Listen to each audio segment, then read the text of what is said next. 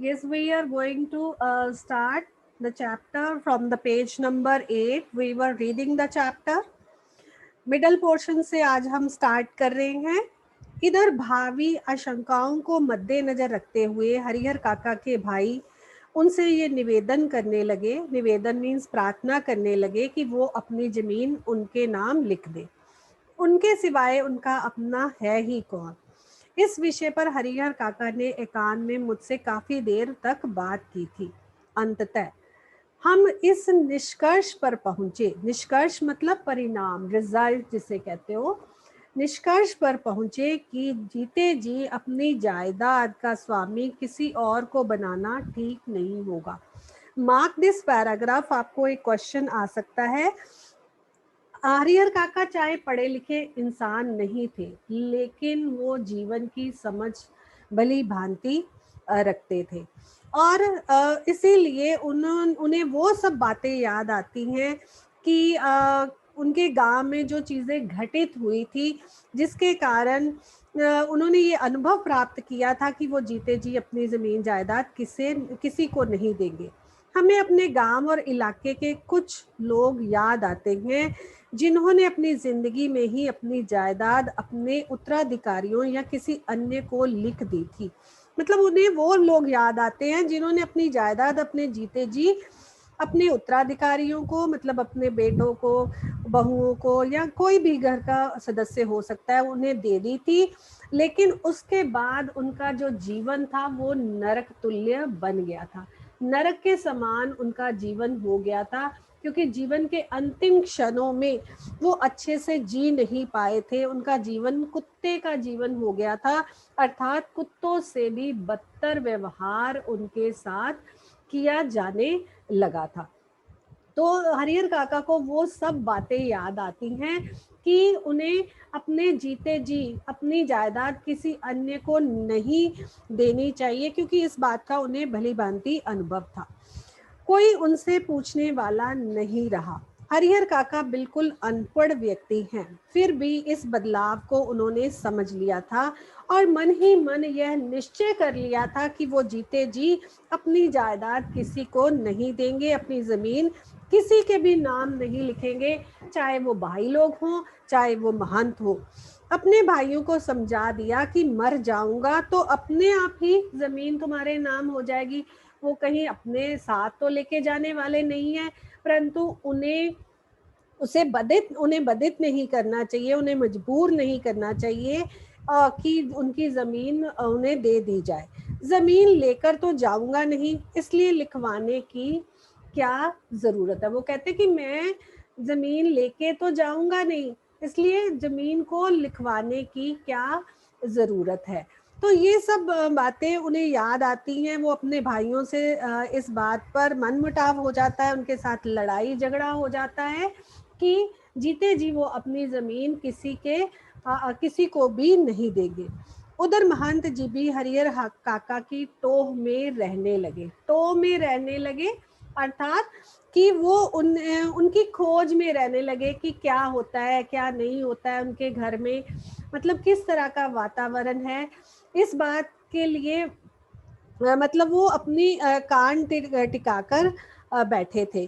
तो जहाँ कहीं एकांत पाते कह उठते, विलंब न करो हरिहर। विलंब का अर्थ होता है देर, विलंब का अर्थ होता है देर। देर नहीं करनी चाहिए, तुम्हें अपनी जमीन ठाकुरबारी के नाम दे देनी चाहिए। शुभ काम में देरी नहीं करते, चलकर ठाकुरबारी के नाम बय कर दो। बय का अर्थ होता है वसीयत कर दो। यहाँ पर आप इसका अर्थ लिख लो, बय, बय का अर्थ होता है वसीयत कर दो, मतलब तुम्हें अपनी जो जमीन है वो ठाकुरबारी के नाम वसीयत कर देनी चाहिए। चलकर ठाकुर जी के नाम जमीन बय कर दो, फिर पूरी जिंदगी ठाकुरबारी में राज करो। कहते कि तुम ठाकुरबारी में जाकर राज करो। मरोगे तो तुम्हारी आत्मा को ले जाने के लिए स्वर्ग से विमान आएगा। कहता कि तुम मरने के बाद तुम्हारी आत्मा जो है वो स्वर्ग लोक जाएगी, देवलोक को प्राप्त करोगे। देवलोक का अर्थ है देवलोक का अर्थ है स्वर्ग लोक। और इस पाठ पर ऊपर जो शब्द आ रहा है चटोर, चटोरा, मतलब अच्छी अच्छी वस्तुएं खाने का लालची। तो इस बात से हरिहर काका मन ही मन बहुत ही मतलब अपने मन में पक्का निश्चय कर लेते हैं कि वो कभी भी अपनी जमीन जायदाद जो है वो अपने भाइयों के नाम नहीं करेंगे। और जब मर जाएंगे तो ऑटोमेटिकली उनकी जो जमीन थी वो भाइयों के नाम हो जानी थी, इसलिए उन पर दबाव डालने की जरूरत नहीं है, वो भाइयों को समझा देते हैं। नेक्स्ट है, लेकिन हरिहर काका ना हाँ करते ना करते। मतलब उनकी परिस्थिति, उनकी स्थिति ऐसी थी, ना वो हाँ कर सकते थे और ना कर सकते थे। ना कहकर वे महंत जी को दुखी नहीं करना चाहते थे, क्योंकि महंत लोगों के प्रति भी उनके मन में श्रद्धा भाव थी, क्योंकि भाई के परिवार से जो सुख सुविधाएं उन्हें मिल रही थी, ना भाइयों को भी ना कर सकते थे। तो वो एक असमंजस की सी परिस्थिति में फंस गए थे। वे महंत जी की कृपा से ही और हाँ से उन्हें कहना है नहीं, क्योंकि अपनी जिंदगी में अपनी जमीन उन्हें किसी के नाम नहीं लिखनी थी, और इस मुद्दे के प्रति वो बहुत अधिक जागरूक हो गए थे। पर बीतते समय के अनुसार महंत जी की चिंताएं बढ़ने लगी। ज्यों ज्यों समय, जागरूक का अर्थ यहाँ होता है सचेत, जागरूक का अर्थ लिख लो सचेत। मतलब बीतते समय के अनुसार ही, जैसे जैसे समय बीत रहा था, महंत जी के मन में चिंता बढ़ रही थी कि जाल में फंसी हुई चिड़िया कहीं फुर ना हो जाए, उनकी पकड़ से बाहर ना हो जाए। जो चिड़िया उनके जाल में फंस चुकी है, उनके हाथ आ चुकी है, वो कहीं पकड़ से बाहर ना हो जाए। महंत जी इस बात को सह नहीं पा रहे थे। महंत जी को लग रहा था कि हरिहर धर्म संकट में पड़ गए हैं। मतलब वो कंफ्यूज हो गए हैं, वो उन्हें समझ नहीं आ रहा कि वो जमीन दे तो किससे दे। और महंत लोग पूरी कोशिश कर रहे थे कि उन्हें अपने तरफ कर ले और उनकी जमीन को हथिया ले। एक और वह चाहता है कि ठाकुर जब्बारी को लिख दूं, और दूसरी ओर भाइयों के परिवार की मोह माया है, जिसके कारण वो बंधा हुआ है और हरिहर अपने भाइयों को देना चाहता है। इस स्थिति में हरिहर का अपहरण कर जबरदस्ती उससे लिखवाने के अतिरिक्त दूसरा कोई विकल्प नहीं था, विकल्प नहीं था, चारा नहीं था।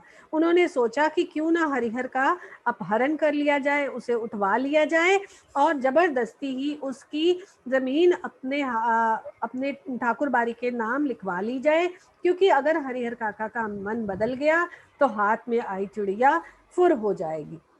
बाद में हरिहर स्वयं राजी हो जाएगा, मान जाएगा। महंत जी लड़ाकू और दबंग प्रकृति के आदमी हैं। दबंग प्रवृत्ति के आदमी हैं, मतलब जो किसी की बात नहीं मानने वाले हैं, जो है कि कह लो कि जो किसी का बारे में अड़ियल से बंदे कह लो, उसने दबंग प्रवृत्ति उसे कहा जाता है कि जिनका दबदबा हो, दबाव हो, और इस तरह के आदमी हैं। अपनी दबदबा, इसका दबंग का अर्थ लिख लीजिए, दबदबे वाले आदमी हैं। प्रकृति होता है स्वभाव, तो दबदबे वाला उनका स्वभाव है, लड़ाकू है, लड़ने वाले व्यक्ति हैं। तो महंत जी लड़ाकू और दबंग प्रकृति के आदमी हैं, मतलब उनका स्वभाव दबदबे वाला है। तो कहने का भाव कि वो दूसरे पर डोमिनेट, इंग्लिश में कहें तो, करते हैं। अपनी योजना को कार्य रूप में परिणित करने के लिए वे जी जान से जुट गए हैं। जी जान से जुट जाना मतलब पूरी तरह किसी कार्य को करने के प्रति मन में एक निर्णय कर लेना। हालांकि सब ये गोपनीयता से, मतलब छिप छिप कर ही, गोपनीयता से छिप छिप कर ही, गुपचुप ढंग से ही करते हुए वह कर रहे थे। अगर हर किसी को उसके बारे में भनक लग जाती या खबर हो जाती तो उनकी जग हसाई होती या उनकी बेइज्जती होती। इसलिए ये सब काम, क्योंकि महंत लोगों का ये काम नहीं है कि किसी को उठवाया जाए या किसी को अगवा कर लिया जाए, तो ये काम वो गोपनीयता से कर रहे थे, चुप चुप कर रहे थे। हरिहर काका के भाइयों को इसकी भनक तक नहीं थी। भनक तक नहीं थी, ये भी एक मुहावरा है, उसकी खबर तक भी नहीं थी कि क्या हो रहा है क्या नहीं हो रहा। बात अभी हाल की है, मतलब अभी की है। आधी रात के आसपास ठाकुर बारी के संत और उनके पक्षधर, जो उनके तरफ थे, व्यक्ति थे, वो भाला घंडासा बंदूक से लैस, लैस मीन्स बंदूकों से भरकर, मतलब हर एक ने अपने साथ कोई ना कोई हथियार रखा था। और आधी रात के आसपास ठाकुरबाड़ी के साधु संत हथियारों को लेकर हरिहर काका के दालान में आ धमके। क्यों आ धमके? वो उन्हें अगवा करना चाहते थे। यहाँ पर भाला और गंडासा जो है, ये हथियारों की तस्वीरें भी दिखाई गई हैं, ये आप देख सकते हो। हरिहर काका के भाई इस अप्रत्याशित, मतलब जो उन पर अब अटैक कह लो होने वाला था, अप्रत्याशित मीन्स आकस्मिक, अचानक जो उन पर हमला होने वाला था, उसके लिए वो बिल्कुल भी तैयार नहीं थे। क्योंकि उन्होंने तो मन में कभी सोचा भी नहीं था कि साधु संत भी ऐसी ओछी हरकतों पर उतर आएंगे, ऐसी बुरी बातें उनके साथ कर सकते हैं। तो वो उसके लिए बिल्कुल भी तैयार नहीं थे। इससे पहले कि जवाबी कार्रवाई करे और गुहार लगाकर लोगों को जुटाए। गुहार लगाकर मतलब पुकार कर, ऊंची ऊंची पुकार कर, गुहार लगाना, ऊंची ऊंची पुकारना। लोगों को जुटाए मतलब लोगों को इकट्ठा करें। इससे पहले कि लोगों को इकट्ठा करें, तब तक आक्रमणकारी जो उन पर हमला करने आए लोग थे, उनकी पीठ, उन्हें, उनको, किनको, हरिहर काका को पीठ पर लाद कर चंपत हो गए। चंपत हो गए मतलब ये भी एक मुहावरा है, पीठ पर लाद कर चंपत हो गए मतलब गायब हो गए। इससे पहले कि हरिहर काका के भाई कुछ करते, वो हरिहर काका को लेकर वहां से चंपत हो गए, गायब हो गए। गांव में किसी ने ऐसी घटना पहले कभी नहीं देखी थी और ना ही सुनी थी। सारा गांव जाग गया। शुभ चिंतक जो उनके वेल विशर थे, तो उनके यहाँ जुटने लगे। क्यों? अफसोस जताने के लिए, दुख जताने के लिए जुटने लगे, मतलब उनके घर में इकट्ठा होने लगे। लेकिन अन्य लोग जो उनके विपक्ष में थे, उनके पक्षधर में नहीं थे, अपने दलान और मकान की छतों पर जमा होकर आहट लेने लगे, आहट लेने लगे और बातचीत करने लगे। आहट लेने लगे मतलब टो लेने लगे कि कोई आवाज आए, उन्हें पता चले कि कुछ हो रहा है, कुछ घटना घट रही है, और आपस में वो उन्हें बातचीत करने का मौका मिल जाए। हरिहर काका के भाई लोगों के साथ उन्हें ढूंढने निकले। अब वो तो उनको उठाकर ले गए थे, और हरिहर काका के भाई जो थे वो उन लोगों के साथ कुछ लोगों को इकट्ठा करके उन्हें ढूंढने के लिए निकले। उन्हें लगा कि ये महंत का काम है। वे मय दल बल ठाकुर बाड़ी जा पहुंचे। मय दल बल मतलब कुछ लोगों को इकट्ठा करके, मय दल बल का अर्थ है कुछ लोगों को इकट्ठा करके, पुलिस वालों को इकट्ठा करके, लोगों को इकट्ठा करके वो ठाकुर बाड़ी पहुंच गए। वहां बिल्कुल खामोशी थी, चुप्पी थी और शांति नजर आ रही थी। मतलब ठाकुर बाड़ी में ऐसा लग ही नहीं रहा था कि कुछ घटित हुआ है, कोई हलचल हुई है। रोज की भांति जैसे रोज होता था, वहां ठाकुर बाड़ी का मुख्य फाटक बंद था, क्योंकि सुबह का समय था और अभी फाटक खुला नहीं था। वातावरण में रात का सन्नाटा था, बिल्कुल चुप्पी थी और खामोशी थी, सूनापन व्याप्त था चारों तरफ। चुप्पी का माहौल था, सूनापन था। उन्हें लगा कि ये काम महंत का नहीं, बाहर के डाकुओं का है। उन्हें लगा कि ये काम महंत लोगों का नहीं हो सकता, ये तो कोई डाकू लोग हैं जो हरिहर काका को उठाकर ले गए हैं। क्योंकि ये बात तो चारों तरफ गांव में फैल चुकी थी कि उनके पास खूब जमीन है और लोग उनकी जमीन की ताक में है। तो हो सकता है कि डाकू को भी उसकी खबर लग गई हो और डाकू लोगों ने ही उन्हें अगवा कर लिया हो। उसके बाद तो हर जाने की, हर जानना होता है क्षतिपूर्ति, जो नुकसान हुआ है कि मोटी रकम लेकर ही हरिहर काका को मुक्त करेंगे। मतलब फिरौती मांगने लगे कि अगर हरिहर काका जीते जाते चाहिए तो उन्हें कुछ धन देकर उन्हें छुड़वाना पड़ेगा। मुक्त करेंगे मतलब आजाद करेंगे। खोज में निकले लोग, खोज में निकले लोग जो उन्हें ढूंढने के लिए निकले थे, किसी दूसरी दिशा की ओर प्रस्थान करते कि इसी समय किसी दूसरी दिशा की ओर प्रस्थान करते कि इस समय ठाकुरबाड़ी के अंदर से बातचीत करने की, सम्मिलित मतलब इकट्ठे होकर बातचीत करने की किंतु धीमी सी आवाज सुनाई पड़ी। अभी वो कहीं वहां से किसी दूसरी ओर की ओर चल पड़े। अंदर से कुछ गुपचुप बातें करने की, जैसे कोई धीरे धीरे फुसफुसाकर बात करता है, वैसी बातचीत उनके कानों में सुनाई पड़ी। आवाज बहुत धीमी थी, सबके कान खड़े हो गए। कान खड़े हो जाना भी मुहावरा है। सब चौकन्ने हो गए। उन्हें यकीन हो गया, विश्वास हो गया कि हरिहर काका इसी में है। अब क्या सोचना। वे ठाकुर बारी का फाटक पीटने लगे, मतलब उसे खटखटाने लगे। प्रस्थान करना भी एक मुहावरा है, वहां से चले जाना। और हर जाने का अर्थ इस पेज पे आ रहा है क्षतिपूर्ति या नुकसान, और साथ में आहट, टो या आवाज आप कह सकते हो। अप्रत्याशित, आकस्मिक, अचानक। और दबंग प्रकृति मतलब दबदबे वाली प्रकृति, मतलब स्वभाव। तो इस तरह से इस पेज से हमें ये पता चलता है कि उसके भाई जो थे उन्हें छुड़वाने के लिए पहुंचे थे, परंतु वो मिल नहीं रहे थे। Next, come to the next page number 10 पर हम प्रोसीड कर रहे हैं। ठाकुर बारी की छत से रोड़े और पत्थर उन पर गिरने लगे। छोटे छोटे रोड़े और पत्थर ऊपर गिरने लगे। ठाकुर बारी, अब देखो ठाकुर बारी एक भगवान का धार्मिक स्थल है और वहां से पत्थर और रोड़े आए, ये तो बात हैरान करने वाली थी।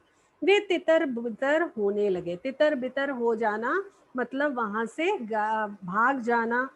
अपने हथियार संभाले, लेकिन हथियार संभालने से पहले ही ठाकुर बारी के कमरों की खिड़कियों से फायरिंग शुरू हो गई। फायरिंग शुरू हो गई मतलब गोलियां चलनी शुरू हो गई। एक नौजवान के पैर में गोली लग गई और उसके गिरते ही हरिहर काका के भाइयों के पक्षधर वहां से भाग चले। जैसे ही गोलियां चलने लगी, जो हरिहर काका के साथ लोग आए थे, उसके पक्षधर थे, वो वहां से भाग गए, क्योंकि हर एक को अपनी जान का खतरा था। तो वहां से भाग जाना ही लोगों ने उचित समझा और वो तीन भाई ही सिर्फ वहां पर बचे रह गए। अपने तीनों के बूते पर, आधार पर इस युद्ध को जीतना संभव नहीं जान पड़ा। मतलब अंदर वो बहुत अधिक संख्या में थे और वो इधर तीन भाई ही थे, तो उन तीनों के द्वारा उन्हें जीतना संभव नहीं था।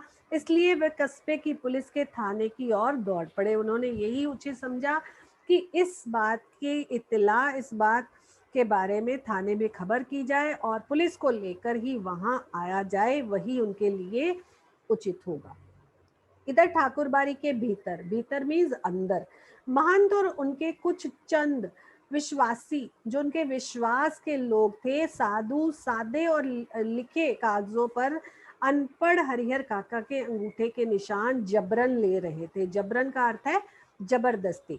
हरिहर काका तो महंत के इस व्यवहार से आसमान से जमीन पर आ गए थे। मतलब उन्होंने कभी भी सोचा ही नहीं था कि महंत लोग भी ऐसी प्रकृति के हो सकते हैं। और उनके मन में जैसे उनके प्रति श्रद्धा भावना थी और वो आज धूमिल हो गई थी, वो आसमान से जमीन पर आ गए थे। मतलब आदरणीय लोग जो थे वो आज उन्हें नीच दिखाई दे रहे थे। उन्होंने सपने में भी नहीं सोचा था, अपने कभी मन में कभी उनके विचार ही नहीं आया था कि महंत जी इस रूप में भी आएंगे। जिस महंत को आदरणीय और श्रद्धेय समझते थे, आदरणीय मीन्स आदर के योग्य, श्रद्धेय मीन्स श्रद्धा के योग्य समझते थे, वह महंत अब उन्हें घृणित, घृणा के योग्य और दुराचारी, दुराचारी का अर्थ है बुरे चरित्र वाले, बुरे आचरण वाले और पापी नजर आने लगे। अब वह महंत की सूरत भी देखना नहीं चाहते थे, उनका चेहरा भी देखना नहीं चाहते थे। और भाइयों का परिवार महंत की तुलना में उन्हें ज्यादा पवित्र और नेक और अच्छा लगने लगा। जब उन्होंने कंपैरिजन किया, तुलना की महंत लोगों की और अपने भाई लोगों की, तो उन्हें लगा कि नहीं, अपना परिवार अपना ही होता है, खून का रिश्ता खून का रिश्ता ही होता है, उनके भाई ही उनके सगे हैं, ये महंत लोग तो नीच लोग हैं। हरिहर काका ठाकुर बारी से अपने घर पहुंचने के लिए बेचैन थे और वो व्याकुल हो उठे कि कब वो अपने घर वापस जा सके। लेकिन लोग उन्हें पकड़े हुए थे और महंत जी उन्हें समझा रहे थे। क्या समझा रहे थे? कि तुम्हारे भले के लिए ही सब किया गया है हरिहर, अब तुम्हें लगेगा कि हम लोगों ने तुम्हारे साथ जोर जबरदस्ती की है, लेकिन बाद में तुम समझ जाओगे कि जिस धर्म संकट में तुम पड़े थे कि अपनी जमीन भाइयों के नाम दो या ठाकुर बारी के नाम दो, हमने तो तुम्हें उससे मुक्त कर दिया, हमने तो उससे तुम्हें उभार दिया। तो वो लोग मतलब इस तरह से उसे समझा रहे थे। एक और, ठाकुरबाड़ी के भीतर मीन्स अंदर जबरन अंगूठे का निशान लेने और पकड़कर समझाने का काम चल रहा था। और दूसरी ओर तीनों भाई सुबह से पहले ही पुलिस की जीप के साथ वहां पर आ पहुंचे थे। जीप से तीनों भाई, एक दरोगा, एक पुलिस के 8 जवान उतरे। पुलिस इंचार्ज ने ठाकुरबाड़ी के फाटक पर आवाज लगाई, ऊंची ऊंची गुहार लगाई कि जो लोग भी अंदर हैं वो बाहर आ जाए।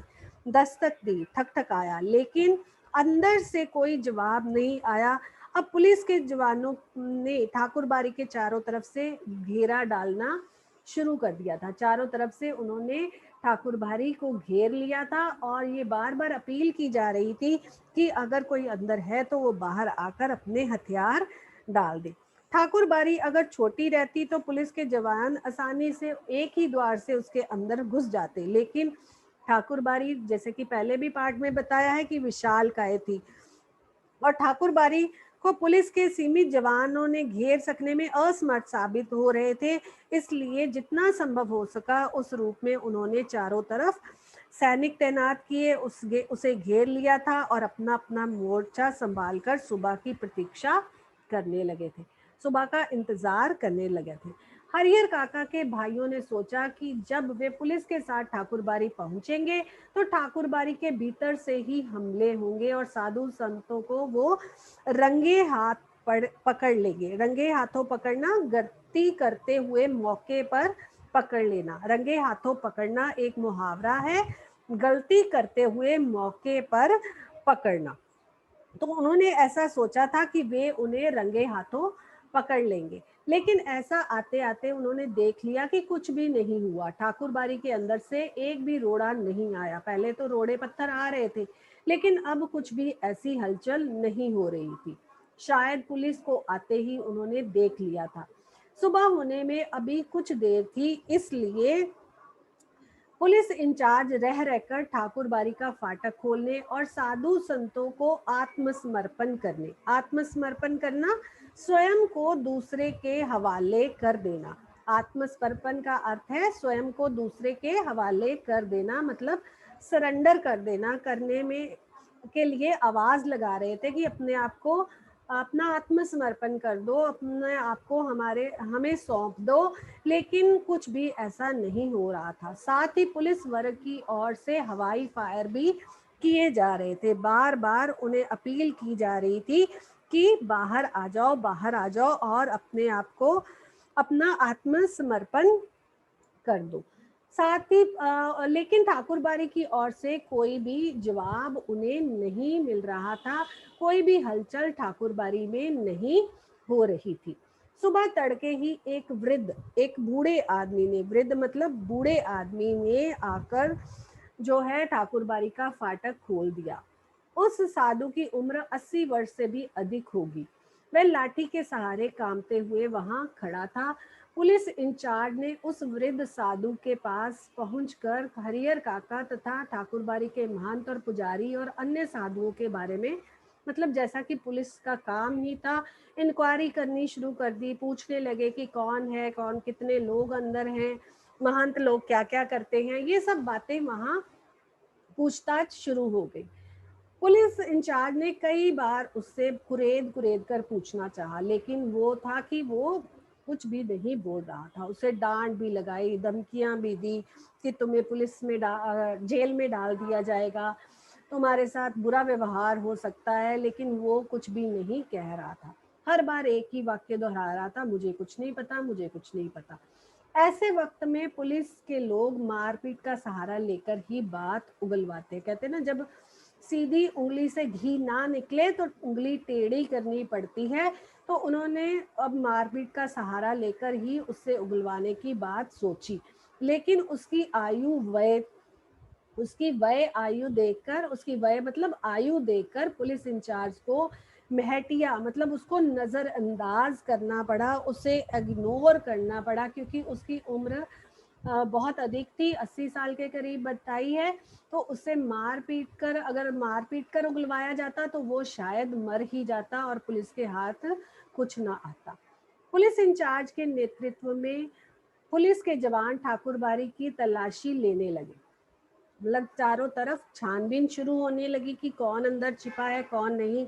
लेकिन ना तो ठाकुरबाड़ी के नीचे के कमरों में किसी को पाया गया, ना छत के कमरों में पाया गया। सारी तलाशी हो गई। पुलिस के जवानों ने खूब छानबीन की। उस वृद्ध साधु के अलावा वहां ठाकुरबाड़ी में कोई अन्य नहीं मिला। और हरिहर काका के भाई चिंता में पड़ गए, परेशान थे और दुखद आश्चर्य से वो घिर चुके थे कि कहाँ गए उनके हरिहर काका, उनका भाई कहाँ गया। मतलब चिंतित हो गए वो हरिहर काका के लिए, कहीं उन्हें मार ही ना दिया गया हो। ठाकुर बाड़ी के महंत और साधु संत हरिहर काका को लेकर कहाँ भाग गए थे, अब क्या होगा। और पुलिस को लाने में काफी पैसे भी खर्च हो गए थे, क्योंकि पुलिस वालों को कुछ पैसे देकर ही वो अपने साथ अपने पक्ष में करके लाए थे। पुलिस के साथ आने के बाद वे अंदर ही अंदर गर्व भी महसूस कर रहे थे कि पुलिस उनकी तरफ है। उन्हें लग रहा था कि वो सुरक्षित हैं और भाई को वो अब आसानी से अपने घर ले जाएंगे और साधु संतों को जेल भिजवा देंगे। लेकिन दोनों में से कुछ भी नहीं हो पाया था। दोनों में से कोई भी बात संभव नहीं हो पाई थी, क्योंकि पुलिस चाहे साथ थी, लेकिन उन्हें अपने भाई के बारे में कुछ भी पता नहीं चला था। ठाकुर बाड़ी के जो कमरे खुले थे उनकी तलाशी पहले ही ले ली गई थी। बाद में जिन कमरों की चिटकनियां बंद थी, जो कमरे अंदर से बंद थे, उन्हें भी खुलवा कर देखा गया। एक कमरे के बाहर एक बड़ा सा ताला लटक रहा था और पुलिस और हरिहर काका के भाई सब और एकत्रित हो गए। उस कमरे की कुंजी, मतलब चाबी की मांग की गई उस बूढ़े व्यक्ति से। उसने कह दिया कि कुंजी मेरे पास नहीं है, चाबी मेरे पास नहीं है। जब उससे पूछा गया कि इस कमरे में क्या है, कौन है इसके अंदर, बात बार बार पूछी जाने लगी। तब उसने जवाब दिया, इसके अंदर तो अनाज से भरी हुई बोरियां हैं, अंदर तो अनाज है। पुलिस इंचार्ज अब ये सोच रहे थे कि इस कमरे का ताला तोड़कर ही देखा जाए कि क्या असलियत है, या छोड़ दिया जाए। मतलब अभी ये विचार ही आ रहा था कि अचानक उस कमरे के अंदर से, भीतर से किसी ने धक्का देना शुरू कर दिया। अब पुलिस वाले जो थे वो सावधान हो गए थे। मतलब उन्हें लगा कि अब अंदर जो है वो कोई ना कोई है, कोई ना कोई अंदर जरूर है। मतलब उन्हें जब आवाज आई अंदर से किसी के पैर के द्वारा वो उस दरवाजे को पीटने की या दरवाजे को धक्का देने की, तो पुलिस वाले भी चौकन्ने हो गए थे। ताला तोड़कर कमरे का दरवाजा खोल दिया गया। कमरे के भीतर हरिहर काका जिस स्थिति में मिले, उन्हें देखकर भाइयों का खून खौल उठा। खून खौल उठना भी मुहावरा है, अंडरलाइन कर लीजिए। बहुत वो क्रोधित हो उठे, उनका खून खौल उठा, मतलब वो गुस्से में आ गए। उस वक्त अगर महंत और पुजारी या अन्य नौजवान साधु उन्हें नजर आते तो वो जीते जी उन्हें नहीं छोड़ते, उन्हें मार ही डालते। हरिहर काका के हाथ पांव तो बांध ही दिए गए थे, उनके मुंह में भी कपड़ा ठूंस कर बांध दिया गया था। मतलब मुंह में भी कपड़ा ठूंस दिया गया था ताकि वो कुछ बोल ना सके, कोई आवाज ना कर सके। हरिहर काका जमीन पर लुढ़कते हुए दरवाजे तक आए थे और पैर से दरवाजे पर धक्का लगाया था। काका को बंधन मुक्त कर दिया गया, मुंह से कपड़े निकाले गए। हरिहर काका ने ठाकुरबाड़ी के महंत और पुजारी साधुओं की काली करतूतों का पर्दाफाश करना शुरू कर दिया कि वे साधु नहीं, डाकू और हत्यारे और कसाई हैं, जो दूसरों पर जुल्म करते हैं। उन्हें इस रूप में कमरे में बंद करके गुप्त दरवाजे से वो भागे कि उन्होंने कई सादे और लिखे हुए कागजों पर जबरन अंगूठे के निशान ले लिए थे। मतलब जबरदस्ती अंगूठे के निशान साधु संतों ने था हरिहर काका से ले गए थे और वे वहां से रफू चक्र हो गए थे, वे वहां से भाग गए थे। यहाँ तक मार्क कर लीजिए। अगर किसी स्टूडेंट को कोई डाउट है तो वो पूछ सकता है। और इससे रिलेटेड 1 से लेकर 5 तक क्वेश्चंस आज आपने मार्क कर लेने हैं, अपनी नोटबुक पर लिख लेने हैं, और साथ ही साथ एक असाइनमेंट भी इस चैप्टर में से मैंने देनी है। मैं वेट करी थी कि थोड़ा चैप्टर हो जाए फिर ही मैं असाइनमेंट भेजूंगी, उसको भी सॉल्व करना है आपने। पहले रीडिंग करिए, reading is very important for this chapter. तो आप पहले रीडिंग करिए, फिर उसके बाद हम क्वेश्चन आंसर्स जो हैं वो डिस्कस करेंगे।